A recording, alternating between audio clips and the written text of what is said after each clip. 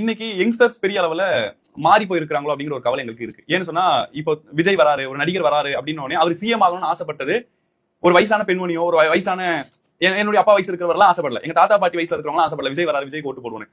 எல்லாருமே யங்ஸ்டரா? அப்போ இவங்களா யார் தம்பி? எம்ஜிஆர் ஏன் விரும்பி எல்லாரும் நல்ல குணம் வந்து மரியாதை இருந்தா விரும்பும். கேள்வி கேட்கல ஜாக்கிரதை. ஒருத்தர் இப்ப வந்திருக்கா அவருக்கு ஒப்பீனியன் என்ன சொல்லக்கூடாது. நல்லா இருக்கட்டும் 5 வருஷம் ஜோர ஆளட்டும் அவ்வளவு சொல்லணும். மக்களுக்கு அதோட முடிஞ்சு போச்சு.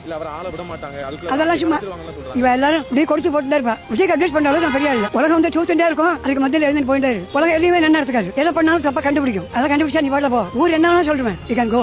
வெளிநாட்டுல படிச்சவங்க, ஐடி கம்பெனில வேலை கிடைச்சவங்க, இல்லாட்டி காவல்துறையில பெண்களை கொண்டு வந்தது இந்தியாவிலே கலைஞர் தான். அந்த காவல்துறை அதிகாரியோட பிள்ளையா இருக்கிறவங்க, போலீஸ் குவார்டர்ஸ்ல வாழ்றவங்க, இவங்களுக்கு எல்லாம் என்ன விஷயம்னு சொன்னா திமுகவுல பயனடைஞ்சிருக்கும். ஆனா பிரச்சாரம் நம்ம பண்ணணுமா? இப்ப இந்த இடத்துல ஒரு செட் ஆஃப் பீப்பிள்ஸ் டிவிக்கு வேணும் அண்ணன் வேணும் பிரச்சாரம் பண்ற மாதிரி திமுகவால பயனடைஞ்சவங்களா இருந்தாலும் கூட அவங்க பிரச்சாரம் பண்ணல, போஸ்ட் போடல. ஆக மொத்தம் கடைசி வரைக்கும் நீங்க பண்ண தப்புனாலதான் தோத்து போனீங்கன்னு உங்களுக்கு புரியவே போறது இல்ல.